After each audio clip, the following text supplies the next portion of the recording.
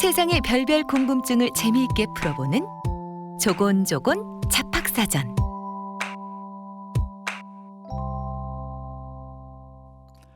안녕하세요. 역사작가 박광일입니다. 오늘은 돈의 독립이라는 조금 특별한 주제로 여러분들에게 역사 이야기를 드리도록 하겠습니다. 명동에 가면은 한국은행 화폐금융박물관이라고 있어요. 르네상스풍의 꽤 고풍스러운 건물이죠. 이 건물이 2001년부터 지금 화폐금융박물관으로 쓰이고 있는데 그전에는 한국은행 본점 건물이죠. 그렇다면 그전에는 어떤 건물이었을까요? 역사에서 돈은 굉장히 중요하잖아요. 개인으로서도 중요하고 그다음에 이제 기업으로서도 중요하고 국가로서도 중요하니까 당연히 이거 역사에서도 어마어마하게 중요합니다. 우리나라 역사에서도 볼 때 이 돈이 얼마만큼 잘 돌았느냐에 따라서 그 사회가 얼마만큼 고도화되었느냐, 발전했느냐 이런 어떤 증표로 삼잖아요. 예를 들어 숙종 때 상평통보가 이제 본격적으로 유통이 되기 시작하면서 경제가 자리를 잡았다 이렇게 평가를 했거든요. 조선 후기에 우리나라는 일단 외부의 여러 금융과 관련된 정보들이 들어오니까 특히 이제 그때는 금을 기본 어떤 화폐의 바탕으로 삼았잖아요. 금본위 제도라고 얘기를 하는데 그 금을 이제 바탕으로 해서 화폐를 돌려야 되지만 아직 그런 정도는 되지 않으니까 실제 물건으로서 돈 역할을 할 수 있는 것 가장 좋은 건 구리 그다음에 은이잖아요. 그래서 이제 구리와 은을 가지고 돈을 만듭니다. 특히 이제 백동화라고 하는 그 은이 포함되어 있는 동전을 만들어서 유통을 시켰죠. 이것도 조금은 좀 불안하긴 한데 이 불안함조차도 무너뜨리는 상황이 만들어집니다. 1905년에 일본 사람이 우리나라 제종 고문으로 와요. 이 메가타라고 하는 사람이 와서 화폐 정리 사업을 합니다. 이 화폐 정리 사업이 뭐냐면 지금의 화폐를 좀 단일화시키겠다. 그런데 그 속내를 보면은 기존에 쓰던 돈을 새로운 돈으로 바꾼다는 것은 상당한 권력의 이동이잖아요. 그러니까 여태까지 대한제국이 발행했던 돈을 이 메가타라는 사람이 어떤 돈을 채택하느냐에 따라서 그 대한제국의 경제 주권을 유지할 수 있느냐 또 때에 따라서는 박탈당할 수도 있느냐 이런 어떤 기로에 서게 되는데 안타깝게도 여러분이 짐작하시겠지만 후자의 길로 가게 됩니다. 바로 제1은행권으로 기존에 써왔던 백동화를 바꿔버리는 거예요. 그것도 바꾸는 것도 아주 고약하게 갑을병 그러니까 꽤 좋은 품질의 돈은 그래도 2대1로 교환을 해주는데 그렇지 않은 거는 교환 가치조차도 없다고 해서 바꿔주질 않습니다.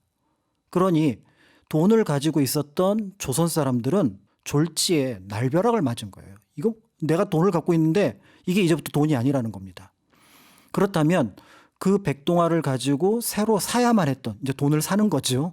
새로 사야만 했던 돈이 뭘까요? 바로 일본 제1은행권입니다. 아니 제1은행권? 다이이치 긴쿄. 여기서 말하는 제1은행은 일본에서 첫 번째 세워진 민간은행 정도라고 생각을 하시면 될 것 같아요. 그러니까 민간은행의 돈을 우리나라의 법정 화폐로 쓰겠다는 겁니다. 이게 말이 되나요? 말이 안 되죠. 그러니까 이제 대한제국의 경제권이 일본 어떤 관리에 의해서 결국은 우리가 알고 있는 경제권이 일본 사람 손으로 넘어가게 되고 거꾸로 얘기하면 그 제1은행권을 쉽게 구할 수 있었던 일본 사람들은 굉장한 경제적 이득을 보겠죠. 이렇게 되니까 그 다음 을사늑약이 체결되었을 때 한국 사람들은 손에 총칼도 없었지만 돈도 없는 거예요. 그러니까 통감부가 권력을 좌지우지할 때 거기에 저항할 만한 총칼을 살 돈도 없게 되는 상황이 만들어지게 되는 겁니다. 자, 이렇게 되니까 이 제1은행권에 대해서 사람들이 어마어마한 불만을 내세우죠. 얼마나 이 제1은행권이 보기 싫었냐면 그 화폐 도안부터 마음에 안 든 거예요. 화폐 도안에 그 제1은행 은행장 얼굴이 들어가 있었어요. 일본 사람 얼굴이. 그러니까 이제 이 제1은행 돈 안 쓰겠다. 반발이 심해지고 일본으로 볼 때도 이걸 뭐 통감부 수준을 넘어서서 식민지로 만들어야 되니까 이게 중앙은행을 만들자. 조선에. 라고 얘기를 하면서 이 조선의 중앙은행을 만드는 과정에서 제1은행권은 다른 은행권으로 교체를 하게 되죠. 자, 이때 이제 일본 사람들이 만들었던 은행이 1909년에는 아직 대한제국이 있던 시절이니까 한국은행이지만 결국 이제 이 은행은 1911년 이후에 이제 자리를 잡게 되는데 조선은행이라는 이름을 갖게 되고요. 이 조선은행이 1914년부터 조선은행권을 만듭니다. 그러니까 이제 조선은행권으로 제1은행권이 바뀌게 됐는데 사실은 이름만 바뀌었지 큰 어떤 흐름 자체가 바뀌었다고 보긴 어려워요. 이 조선은행이 굉장히 독특해요. 일단 자본금이 투여된 민간은행, 그러니까 상업은행이고요. 그 다음에 나중에 이제 1920년대, 30년대 이 조선은행이 큰 발전을 보이는데 한반도 내의 지점과 출장소보다 만주, 일본, 심지어는 미국에 있는 출장소를 합친 숫자가 늘 2배 이상이었어요. 그러니까 내부에는 조선은행권을 발행을 하니까 중앙은행 역할을 하지만 외부에는 이익을 목적으로 하는 상업은행으로서의 모습을 띠게 됩니다.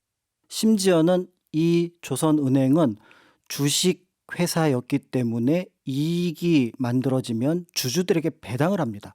그러니까 일반적인 상업은행의 모습을 띠고 있었던 거죠. 그러니까 이 은행이 일제강점기 내내 우리나라의 금융, 통화권을 장악하고 있었던 겁니다. 그러니 어떤 의미에서 보면은 일본이 우리나라를 식민지로 만들기 위해서 가장 유용하게 썼던 것들이 바로 은행이었고 그 중에 하나가 조선중앙은행, 나중에 식산은행 이런 것들이 우리나라의 경제 전반을 일제의 종속되도록 만들었던 거죠. 심지어는 동양척식 주식회사라는 것을 통해서 일본에서 이제 사람들이 넘어와서 이주를 하게 되잖아요. 이 이주를 할 때 제일 먼저 필요한 게 뭘까요? 땅. 이게 이제 동척이 빌려주겠죠. 그러면 그 땅을 살 돈이 필요한데 그 살 돈을 싼 값에, 그러니까 이자가 싸게 누군가 빌려줘야 됩니다. 그걸 누가 하죠? 맞습니다. 조선은행을 포함한 일본계 은행들이 그 역할을 합니다. 대신 한국 사람들은 이자가 비쌉니다. 그리고 그 돈을 다른 데서 만들 방법이 없어요. 금융 관련된 모든 기관들을 일본이 점령하고 있으니까. 심지어는 일본이 뭔가 전쟁을 하겠다. 아니면 뭔가 한국 사람들을 괴롭히는 어떤 큰 제도를 만들려는데 비용이 들어간다. 그거 누가 될까요? 바로 이 조선은행을 포함한 일본 은행이 됩니다. 그러니까 우리는 총칼로도 당하지만 돈으로 더 핍박을 받는다라는 생각을 할 수밖에 없는 거죠. 그러니까 여기에 대해서 야, 이게 이 은행이라는 게 이 총독부보다 더 나쁘구나 라고 생각을 했던 사람들이 있습니다. 바로 의열단원 장진홍 같은 경우가 1927년에 조선은행 대구지점에 폭탄을 던지고요. 나석주 의사 동양척식 주식회사에 폭탄을 던진 걸로 유명한데 그 전에 식산은행이라고 하는 은행에도 폭탄을 던진 적이 있습니다. 그렇게 은행 자체가 우리가 알고 있는 독립운동의 대상이 되었다는 점에서 조선은행이 가지고 있는 의미가 어떤 건지 짐작을 해볼 수 있을 것 같습니다. 갑자기 생각나는 게 있는데요. 3.1운동 당시에 잡혀왔던 많은 사람들이 일본 경찰이 신문을 할 거 아니에요. 그때 평범한 조선 사람들이 뭐라고 얘기를 했냐면 당신들이 식민지로 만들고 나서 비슷하게 살게 해준다고 했는데 우리를 아주 못 살게 하지 않았느냐. 그리고 완전히 차별하지 않았느냐. 그거는 잘못된 거다. 지금 이게 잘못된 거라서 나는 만세운동을 했다. 이런 대답을 많이 했다고 합니다.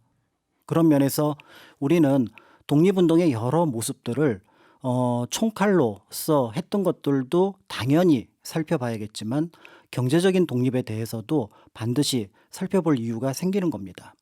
자, 1945년 8월 15일 드디어 꿈에 그리던 광복을 맞았습니다. 자, 그럼 돈은 어떻게 됐을까요? 돈. 그렇죠. 이게 뭐 아직 준비가 안 됐으니까 뭔가 확 변화는 있을 것 같긴 하지만 그래도 그 변화가 빨리 왔을 것 같은데요. 뜻밖에도 우리가 조선은행권을 썼던 것은 1950년 7월까지입니다. 굉장히 놀라운 사실 아닌가요? 일단 미 군정은 조선은행을 그대로 한국의 중앙은행으로 인정을 했습니다. 그러니까 거기에서 화폐가 발행되는 것들을 공식적으로 인정을 했던 거고요. 실제로 미 군정은 한국의 화폐 상황이 좋지 않을까 봐 군표를 활용한 경제, 금융 이런 것들을 염두에 두고 들어왔다가 여기 조선은행권이 잘 돌아가고 있구나 해갖고 이거를 그대로 용인을 합니다. 그러니까 이때 조선은행권은 일본에서 만들어서 들어오게 되겠죠. 그러니까 일본에서 만든 돈을 광복이 된 우리나라에서 쓰고 있었던 겁니다. 자, 그러면 여기는 또 그렇다고 치죠. 48년에 우리 정부가 들어섰잖아요. 그럼 어떻게 됐을까요? 아직 은행에 대한 준비가 없었어요. 그래서 돈만 바꿨습니다. 바꿨어서 조선이 없어지고 한국이 생겼으니까 한국은행권으로 이름을 바꾸지만 그 조선은행의 모습은 그대로 남아 있습니다. 그리고 돈의 일부도 일본에서 만들어서 가져옵니다. 왼쪽 오른쪽이 바뀐 것 외에는, 즉 읽는 방식이 일본 사람들이 오른쪽에서 왼쪽으로 읽고 우리는 왼쪽에서 오른쪽으로 읽는데 그것 외에는 바뀐 게 없는 거죠. 그러니까 이거 아무래도 안 되겠다. 우리가 중심이 되는 한국은행을 만들어야겠다라고 해서 그것이 발족한 것은 1950년 6월 12일입니다. 이제 드디어 이제 우리 은행을 만들어서 우리가 만든 돈을 쓰나 싶었는데 안타깝게도 6.25 전쟁이 바로 일어나죠. 그래서 그 은행권 발행은 약간 늦춰지는가 싶었더니 그래도 1950년 7월 달에 대구에서 우리나라 최초의 한국은행이 발행한 한국은행권이 만들어집니다. 1950년 7월 달에 드디어 돈의 독립이 이루어졌네요. 자, 이제 다시 한국은행 화폐금융박물관, 한국은행 본점 건물로 돌아가 보죠. 이 건물이 이전에 어떤 것이었을지 바로 짐작이 되시지요? 맞습니다. 바로 조선은행 본점이었습니다. 그런데 이 건물이 완성되기 전에는 처음에 설계할 때는 제일은행 경성지점으로 만들려고 했다고 합니다.